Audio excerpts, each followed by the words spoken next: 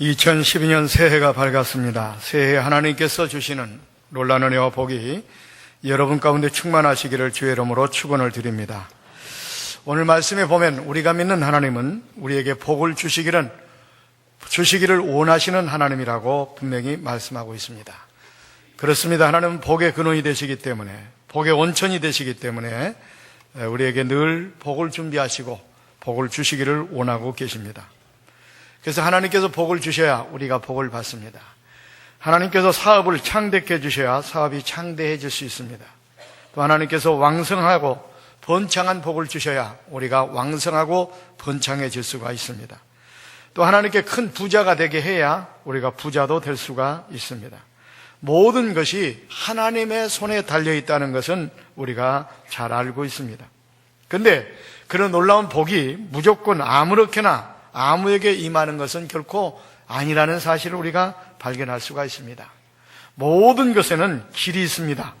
비행기, 항로도 있고, 또 기찻길이 있고, 또 짐승도 하물며 길이 있습니다. 백길도 있습니다. 마찬가지로 하나님의 축복도 우리 가운데 임하는 통로가 있다는 것을 발견할 수가 있습니다. 그래서 2012년도에 보니까 우리 꽃동산 교회가 그런 놀라운 복받는 교회, 또 성도들이 복받는 해가 되기 위해서는 그 축복의 통로가 무엇인가를 우리가 알고 그 통로를 잘 준비해서 그럴 때 우리 가정과 우리 사업장에 놀라운 은혜가 놀라운 축복이 임할 줄로 믿습니다. 그래서 오늘은 그 축복의 통로가 무엇인가 여기에 초점을 맞춰서 우리 함께 생각하면서 은혜를 나누려고 합니다. 첫째로 예배가 축복의 통로라는 것을 우리가 발견할 수가 있습니다. 그렇습니다. 예배는 하나님의 은혜의 방편이요 축복의 통로가 됩니다.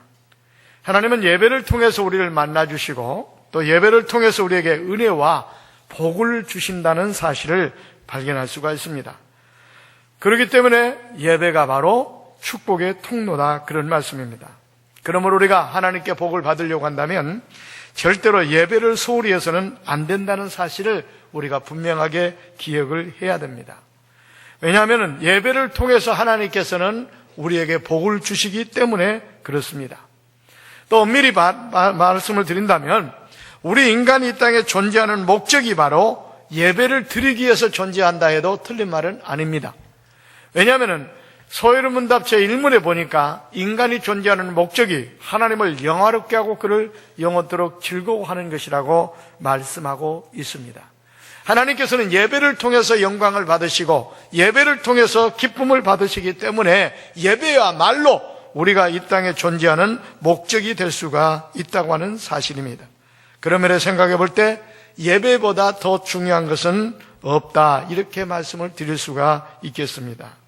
예배를 위해서 우리가 존재하고 있고 예배를 위해서 우리가 태어났고 예배를 위해서 하나님께 선택받았고 예배 때문에 우리가 거듭나게 되었다, 이런 말씀입니다. 그러므로 이 중요한 예배를 우리가 중요하게 여기고 예배가 성공해야 인생이 성공한다는 말처럼 우리가 예배를 성공적으로 드려서 하나님께 영광을 돌려야 될 줄로 압니다.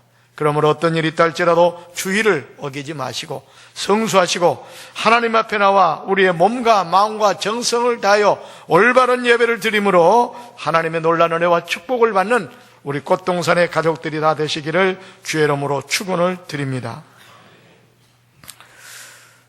실제로 성경에 보니까 예배를 잘 드림으로 인해서 엄청난 복을 받았던 사람들을 많이 보게 됩니다. 그 가운데 대표적인 예로 우리는 솔로몬 왕을 들 수가 있습니다. 솔로몬은 어린 나이에 왕이 되어서 정말로 그 정사를 다스리는데 얼마나 힘이 들고 바쁘고 분주했겠습니까? 그럼에도 불구하고 눈태끌 새 없는 그런 어떤 상황 가운데서도 하나님 앞에 나와 일천번제 예배를 드리는 모습을 발견하게 됩니다. 이렇게 정성껏 일천번제 제사를 하나님께 드리니까 하나님께서 솔로몬의 꿈에 나타났습니다. 솔로몬아, 네가 무엇이 필요하냐? 내가 너에게 무엇을 줄고 내게 구해라, 이렇게 말씀하십니다. 그때 솔로몬이 백성들을 다스리기 위해서는 나는 지혜가 필요합니다. 그때 하나님의 놀라운 역사가 나타납니다. 솔로몬이 구한 지혜뿐만 아니라 부귀와 영화와 장수의 복까지 주었다라고 성경은 말씀하고 있습니다. 그러니까 한마디로 말해서 솔로몬이 전에도 노아 같은 자가 없고 후에도 노아 같은 자가 없을 것이라 할 정도로 전무후무한 복을 받게 되는데, 이런 전무후무한 복을 받을 수 있었던 비결이 무엇 때문이냐 그 말입니다. 그것은 한마디로 표현한다면 바로 예배 때문에 그렇습니다. 제사 때문에 그렇습니다. 하나님 앞에 일천번제의 예배를 드림으로 인하여 하나님께서 감동을 먹으시고 솔로몬에게 나타나서 그런 놀라운 축복과 은혜를 주었다고 하는 사실입니다. 그러니까 우리들도 이처럼 솔로몬처럼 정성된 예배에 성공하게 되면 그런 놀라운 축복과 은혜를 받을 수 있다는 사실을 여기서 발견할 수가 있습니다.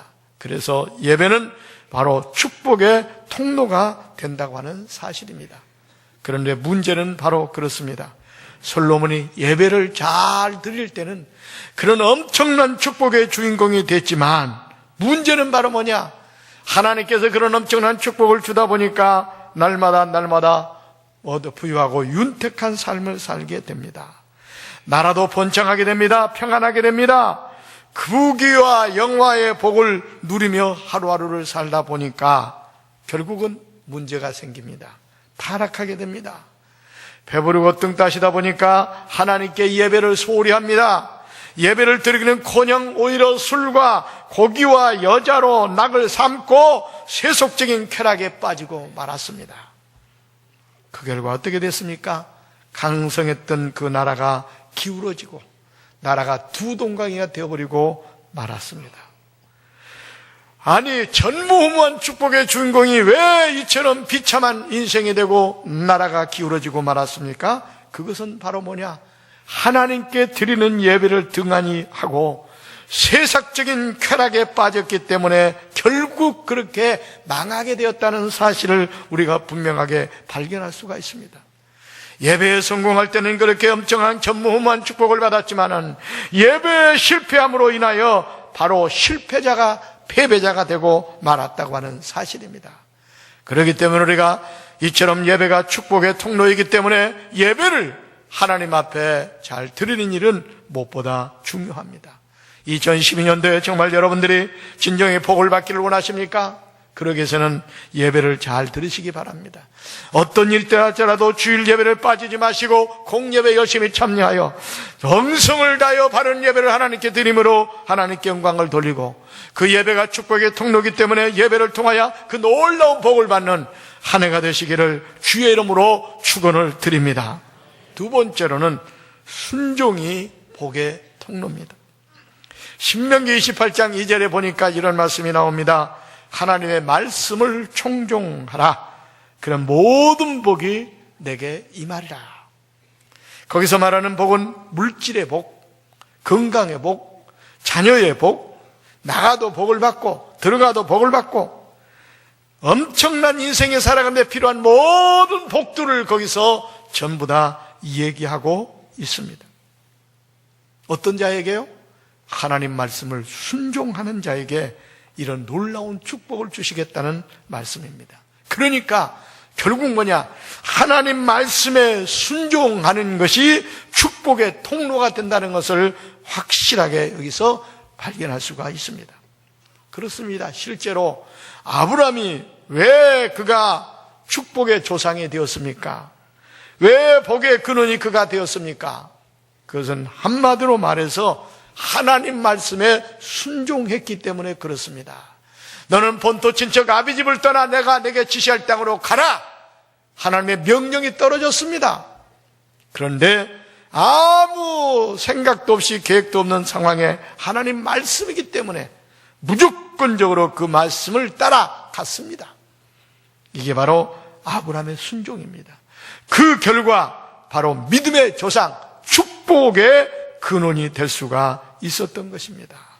여러분, 그렇습니다. 바로 하나님의 말씀에 순종하는 것이 축복의 통로가 되기 때문에 이처럼 말씀에 순종하는 자들마다 엄청난 복을 받았습니다. 이삭도 마찬가지입니다. 가나안 땅에 머물렀습니다. 그런데 그 땅에 갑자기 흉년이 찾아왔습니다. 가뭄이 찾아왔습니다. 농사를 지을 수 없습니다. 가축들을 기를 수도 없습니다. 굶어 죽을 지경까지 됐습니다.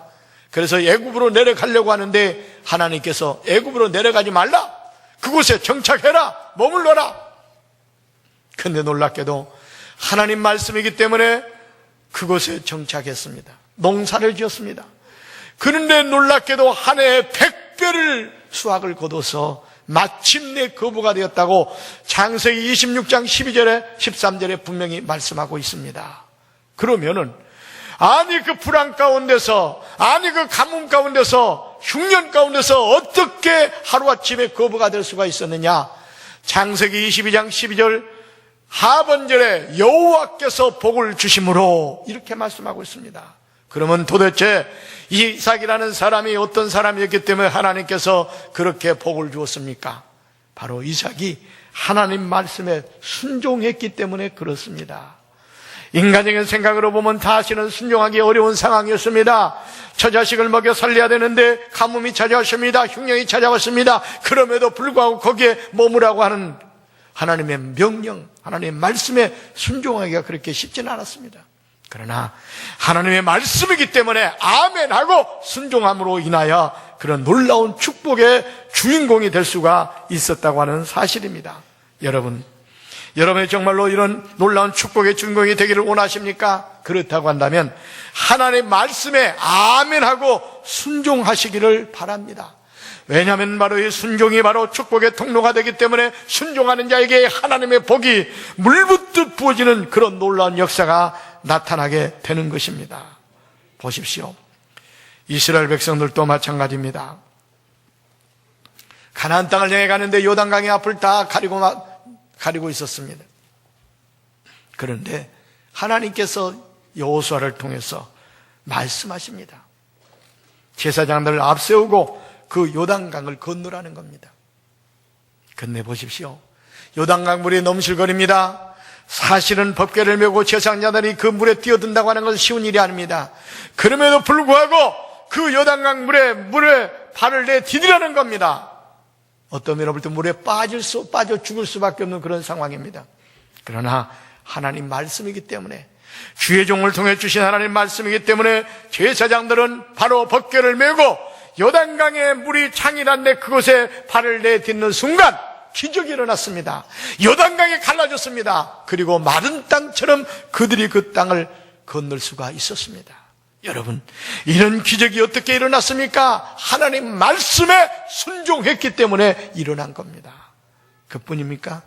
이스라엘 백성들이 바로 여리고성을 무너뜨릴 때도 마찬가지입니다. 하나님께서 말씀하셨습니다. 백성들로 하여금 하루에 한 바퀴씩 6일 동안 돌게 하라. 그리고 마지막 날 7일째 될 때는 7바퀴를 도라는 것입니다. 여러분, 한번 인간적인 생각으로 한번 생각해 보십시오. 이거 말이나 되는 얘기입니까? 그렇게 완고한 성이, 아니 하루에 한 바퀴씩 돈다고 그 성이 무너지겠느냐 그 말입니다. 도저히 말 같지도 않은 얘기였지만 하나님 말씀이기 때문에 이스라엘 백성들은 시키는 대로 순종합니다. 매일 6일 동안 하루에 한 바퀴씩 돌았습니다. 그리고 마지막 날 7일째 되는 날 7바퀴를 돌았습니다. 그리고 소리를 지르러 갈 때 소리를 지르는 순간 놀랍게도 그 견고한 여리고성이 와르르 무너지는 그런 기적이 일어났습니다. 그럼 이런 기적이 왜 일어났습니까? 바로 하나님 말씀대로 했기 때문에, 말씀에 순종했기 때문에 그런 놀라운 기적이 일어나게 된 겁니다. 그렇습니다. 나만 장군은 문둥병자였습니다. 이방인입니다. 그런데 엘리사가 저 요단강가에서 7번 몸을 담그라는 겁니다. 1번 담굽니다. 2번 담굽니다. 6번까지 담그는데 아무런 반응이 없습니다. 마지막 7번 딱 담그고 나오니까 그 진물이 나고 썩어가는 그 몸이 어린아이 살처럼 여전하게 깨끗하게 치유되는 역사가 나타났습니다. 아니 그 문둥병자가 그렇게 깨끗하게 치료될 수 있었던 것은 요단강 물이 무슨 효염이 있어가지고 문둥병을 치료하는 능력이 있기 때문에 그런 것이 결코 아닙니다. 문제는 하나님의 종 엘리사의 말에 순종했기 때문에 그런 기적이 일어난 겁니다. 그런 역사가 나타난 겁니다. 베드로도 보십시오. 밤새껏 고기를 잡으려고 아무리 그물을 던졌지만 한 마리의 고기도 잡지 못했습니다. 낙심과 좌절에 빠져 있을 때 예수님이 나타났습니다. 배를 띄워라. 그리고 저 깊은 곳에 그물을 던져라. 그때 베드로가 말씀에 의지해서 말씀대로 내가 그물을 던지겠습니다 하고 그물을 던졌을 때 얼마나 많은 고기가 잡혔던지 그물이 찢어질 정도로 고기가 잡혔습니다. 그러면 어떻게 이런 놀라운 축복이 임했습니까? 말씀에 의지해서 말씀에 순종했기 때문에 그런 기적이 일어난 겁니다. 그렇습니다. 이처럼 하나님 말씀의 순종이 바로 축복의 통로가 되기 때문에 말씀이 순종하는 곳곳마다 축복이 나타났습니다. 기적이 나타났습니다. 역사가 나타났습니다. 그러므로 여러분 그런 기적 같은 축복을 받는 한 해가 되기를 원하십니까? 그렇다면 다른 방법이 없습니다. 오직 축복의 통로가 되는 하나님 말씀에 아멘하고 순종하시기를 바랍니다. 여러분 인간적인 생각과 판단을 가지고 절대로 해석하지 말고 하나님 말씀이라면 무조건 아멘하고 앉으라면 앉고 서라면 서고 가라면 가고 이렇게 순종하기만 한다면 그것 자체가 축복의 통로가 되기 때문에 놀라운 축복이, 놀라운 은혜가, 놀라운 복이 여러분 가운데 충만하게 임할 줄로 믿습니다. 그래서 2022년 안에는 무조건 하나님 말씀에 순종하는 한 해가 되시기를 주의 이름으로 축원을 드립니다. 세 번째로는 축복의 통로가 무엇이냐? 온전한 11조입니다. 말라기 3장 8절로 9절에 보면 이런 말씀이 나옵니다. 사람이 어찌 하나님의 것을 도둑질하겠느냐? 그러나 너희는 나의 것을 도둑질하고도 말하기를 우리가 어떻게 주의 곳을 도둑질하였나이까 하는도다. 이는 곧 11조와 헌물이라. 이 말의 의미가 바로 뭡니까? 이미 하나님께서 우리에게 많은 것을 주신 하나님께서 우리의 수익금 중에 10분의 1은 이미 하나님의 것으로 딱 정해 놓았습니다. 그렇기 때문에 수익금의 10분의 1은 하나님께 드려야 됩니다. 내 것이 아닙니다. 그런데 그 11조를 하나님의 것인데 하나님께 드리지 않고 내가 그것을 써버리면, 내가 그것을 활용하면 바로 이것이 뭐냐? 하나님의 것을 도둑질하는 도둑놈이라고 여기서 그렇게 표현하고 있는 겁니다. 그러면서도 내가 언제 하나님의 것을 도둑질했습니까? 이렇게 말한다는 거예요.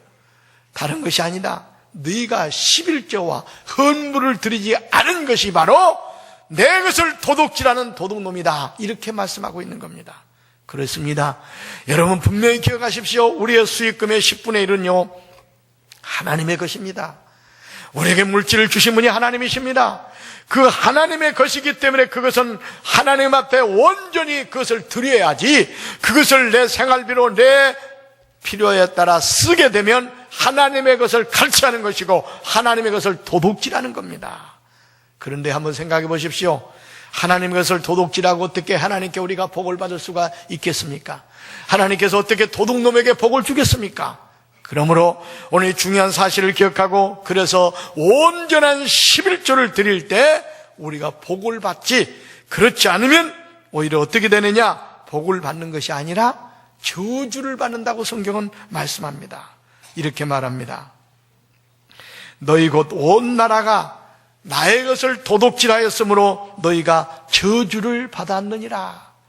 이스라엘 백성들이 지금 어려움을 당하고 고통을 당하고 많은 물질을 빼앗기고 나라를 빼앗긴 그 저주를 받은 것이 무엇 때문인가 했더니 이 말라기 3장 9절에 분명히 말씀하기를 너희들이 나의 것을 도둑질하였으므로 너희가 저주를 받았느니라. 이렇게 분명히 다시 말하면 11조를 온전히 드리지 않았으므로 너희가 저주를 받아 이 나라가 지금 어렵게 되었다, 이런 말씀입니다.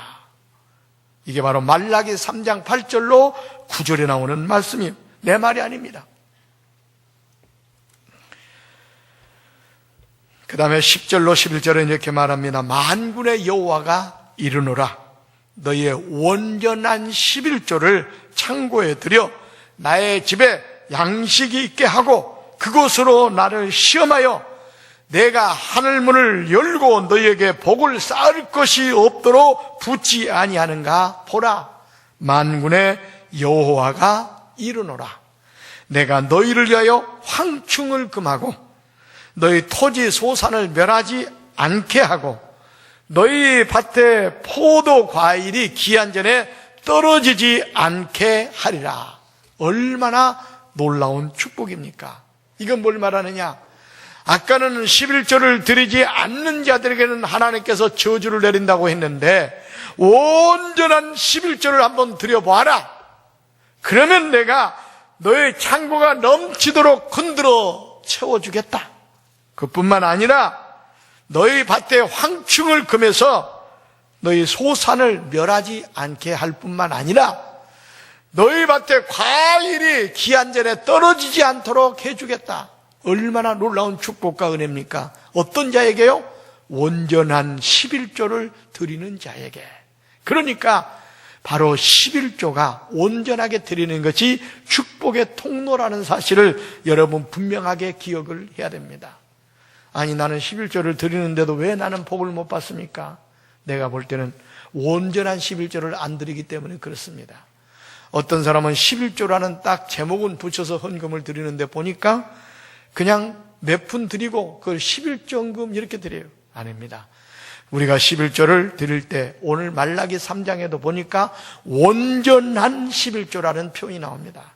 하나님의 것은 10분의 1은 하나님의 것이기 때문에 그것은 한 푼도 우리가 손을 대서는 안 되고 하나님께 온전히 드려야 된다, 그 말입니다. 이런 온전한 11조를 드리면 복을 쌓을 것이 없도록 하나님께서 부어주시겠다고 분명히 말씀하고 있습니다. 하나님은 절대로 거짓말하는 분이 아닙니다. 복의 원천이 되신 분이 하나님 아닙니까? 그 하나님께서 우리가 복을 줘야만 우리는 복을 받을 수가 있습니다. 그런데 그 하나님은 어떤 자에게 복을 주느냐? 온전한 11조를 하나님께 드리는 자에게 복을 준다고 분명히 말라기 3장에 말씀하고 있습니다.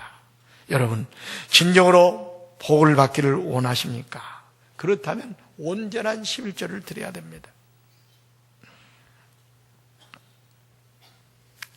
하나님의 것을 하나님께 드리지 않고 내 마음대로 쓰게 되면 하나님의 것을 도둑질하는 사람이 되기 때문에 하나님께서는 여러 가지 모양을 통해서 그 물질을 다 손해보게 만듭니다. 아무리 열심히 일을 한다 할지라도 소득이 없습니다. 아무리 많은 수입이 들어온다 할지라도 어떡합니까? 이런 일 저런 일이 터져서 다 그 물질이 소비되게 망하게 만듭니다. 실제로 이런 간증을 제가 박종천 목사님께서 쓴 그 설교집에서 예화가 나왔는데 그걸 보니까 이런 간증입니다. 청주 중앙순복음교회 백집사님이 계셨는데 이분은 학교 선생님이었다고 합니다. 나름대로 그분은 열심히 신앙생활했습니다. 때로는 주일헌금도 드리고 때로는 감사헌금도 드리고 헌금 생활도 잘했습니다. 그런데 문제는 바로 뭐냐? 11조 생활을 하지 못했다고 합니다. 감사헌금도 드릴 줄 알고 주일헌금도 드릴 줄 알고 때에 따라 선교헌금도 드릴 줄 알았지만 11조를 드리는 것은 왠지 모르게 너무 아까운 생각이 들었던 모양입니다. 왜냐하면 한꺼번에 많이 드려야 되기 때문에 아마 그랬을 수도 있습니다. 그런데 어느 날 전화 벨소리가 울렸습니다. 남편이 전화했습니다. 큰일 났어, 여보. 아버지와 어머니가 지금 교통사고로 지금 병원에 입원해 있다는 소식을 들었습니다. 그러다 보니까 아버지와 어머니의 병원 치료비로 많은 돈을 이렇게 손실이 됐습니다. 얼마 있다 보니까 또 문제가 생겼습니다. 아들이 무섭고 끔찍한 중병에 걸리게 됐습니다. 그런데 그것을 수술하는데 무려 돈이 1,000만 원 돈이 들어갔다고 합니다. 그 집사님이 생각을 했습니다. 아니, 나름대로 내가 주일도 잘 지키고 교회 일정한 시간에 내가 봉사도 하고 내가 나름대로 이렇게 신앙생활도 잘하는데 왜 우리 집에 이런 우환이 찾아오는가? 그래서 그동안 애지중지 모았던 이 돈이 왜 이렇게 엉뚱한 데로 빠져나가는가? 사고 처리하는 데 나가고 또 그뿐만 아니라 치료비로 나가고 더 나가서 또 병원비로 나가고 왜 이렇게 나가는가 곰곰이 생각을 해봤더니 하나님께서 그 마음에 감동을 줬습니다. 바로 내가 11조 생활을 하지 않아서 그런 것이 아닌가. 그때 깨닫고 회개하고 11조를 하나님께 드리기 시작했답니다.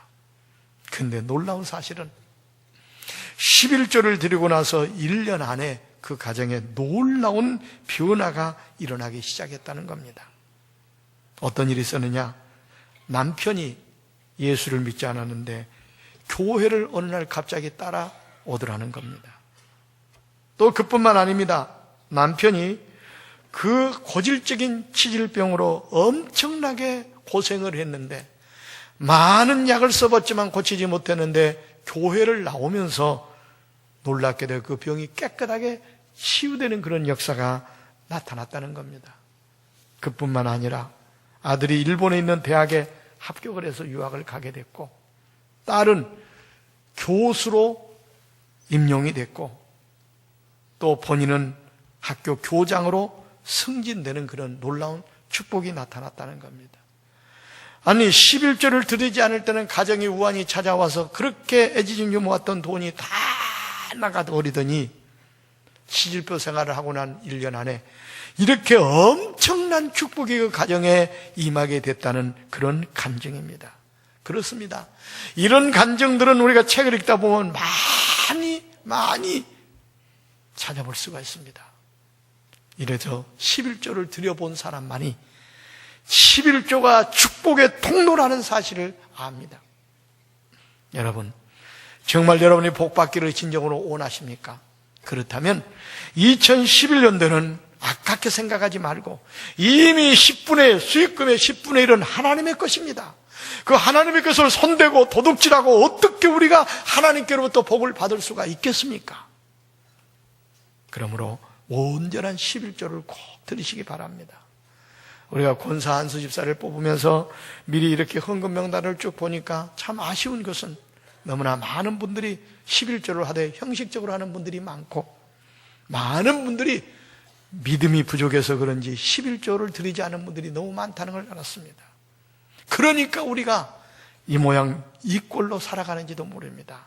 여러분, 하나님 말씀을 그대로 믿으시기 바랍니다. 말라기 3장 10절에 이렇게 분명히 말씀합니다. 하나님께서 말씀하기를 온전한 11조를 창고에 들여 나의 집에 양식이 있게 하고 그것으로 나를 시험하여 내가 하늘문을 열고 너희에게 복을 쌓을 곳이 없도록 붙지 아니하는가 보라. 분명히 이렇게 말씀하셨습니다. 온전한 11조를 한번 드려봐라. 내가 너희 가정과 사업장과 너희 창고에 넘치도록 내가 복을 주는가 안 주는가 하면 시험해봐라. 이렇게 자신 있게 하나님께서 말씀하고 있습니다. 그러므로 정말 진정으로 2011년도 여러분 가정에 우환이 일어나지 않고 불의의 사고가 일어나지 않고 그 애진이 맞던 돈이 허비되지 않고 쌓이기를 원하고 복을 받고 형통하기를 진정으로 원한다면 11조가 온전한 11조가 축복의 통로이기 때문에 꼭 11조의 삶을 사시기를 바랍니다. 그러면 하나님께서 분명히 2012년도 여러분 가정과 여러분 사업장에 놀라운 복으로 넘치도록 채워주실 줄로 믿습니다. 열심히 노력해서 돈을 버는 것도 중요하지만 온전한 11조를 드리면 그 번 돈이 차곡차곡 쌓이게 되지만은 아무리 열심히 노력하고 많은 수익을 얻는다 할지라도 11조 생활하지 않으면은 많은 불의의 사고로 병으로 여러 가지 고생 실컷 하고 그 돈이 다 나갈 수밖에 없다는 겁니다. 그러므로 오늘 말씀을 꼭 기억하시고 온전한 11조를 통해서 2012년도가 여러분 가정과 사업장과 여러분 삶에 놀라운 복이 임하는 아름다운 역사가 있기를 다시 한번 주의 이름으로 축원을 드립니다. 마지막 네 번째로는 주의 종의 축복 기도가 축복의 통로라는 것을 발견할 수가 있습니다. 오늘 본문에 보면 하나님께서 모세를 불렀습니다. 모세야, 아론과 그 아들들을 불러서 지금 이스라엘 자손들을 위해서 복을 빌게 하라, 축복하게 하라, 이렇게 말씀하고 있습니다. 그러면 내가 이스라엘 백성들에게 복을 빈 대로 그대로 복을 주리라. 아니, 하나님께서 그냥 이스라엘 백성들에게 복을 주시면 될 텐데 왜 아론과 그 아들들을 불러가지고 아론과 그 아들들이 이스라엘 백성들을 향하여 축복 기도를 하면 복을 주겠다고 말씀하시는가 그 말입니다. 이것은 바로 뭐냐? 기름 부음 받은 주의 종들에게 축복권을 하나님께서 주었기 때문에 하나님께서도 그 종들을 통해서 복을 주시는 겁니다. 그 종들이 하나님 주의 이름으로 복을 빌 때 하나님께서 그 부인 복대로 복을 주시겠다고 약속하고 있는 겁니다. 물론 그래서 구약시대는 제사장, 왕, 선지자가 바로 기름 부음 받은 자들입니다. 오늘날 목사들은 제사장과는 틀리지만 그래도 기름 부음을 받았다는 측면에서 오늘날도 그것은 유효합니다. 야고보서 5장에 보니까 13절 이하에 너희 중에 병든 자가 있느냐 교회 장로들을 청할 것이요. 여기서 교회 장로들은 기름 부음 받은 주의 종들을 말합니다. 그들이 그를 위하여 기도하면 혹시 그가 죄를 범했다 할지라도 죄까지 사하시고 일으켜 주시리라. 이 말의 의미가 바로 뭡니까? 기름 부음 받은 주의 종들이 병자를 위하여 기도하면 병이 떠나가는 역사가 나타나고 그 가정을 위해 복을 빌면 복이 임하는 그런 능력이 나타난다는 것을 의미하고 있는 겁니다. 그렇기 때문에 주의 종들이 주의 이름으로 여러분 가정을 위해서 여러분에서 복을 빌 때 복이 임하는 역사가 분명히 나타날 줄로 믿습니다. 그래서 주의 종의 축복 기도가 바로 축복의 통로입니다. 그래서 오늘 5시 기도회에 여러분 가정을 위해서 자녀들을 위해서 부족하지만 주의 이름으로 복을 빌려고 합니다. 많이들 참석하셔서 정말로 복을 받는 그런 놀라운 역사가 나타나기를 주의 이름으로 축원을 드립니다. 그런데 소원 기도를 드릴 때 하나님의 응답이 빠릅니다. 한나가 소원하여 하나님께 기도했을 때 아기를 낳지 못하는 그 여인이 사무엘을 얻는 놀라운 역사가 나타나지 않습니까? 야곱이 하나님께 소원하며 기도했을 때 하나님께서 야곱을 지켜주시고 엄청난 축복을 주지 않았습니까? 그래서 오늘 기도회는 특별히 여러분 소원하며 하나님께 축복 기도를 받아서 정말 놀라운 복을 받는 그런 역사가 있기를 주의 이름으로 축원을 드립니다. 오늘 말씀은 인생을 살아가는데 너무너무 중요한 말씀입니다. 이 4가지가 꼭 축복의 통로라는 사실을 기억하고 이 말씀을 붙들고 2011년 12년도에 실천하고 사셔서 여러분 가정마다 여러분 사업장마다 여러분 또 삶에 여러분의 자녀들에게 놀라운 복이 임하는 한 해가 되시기를 주의 이름으로 축원을 드립니다.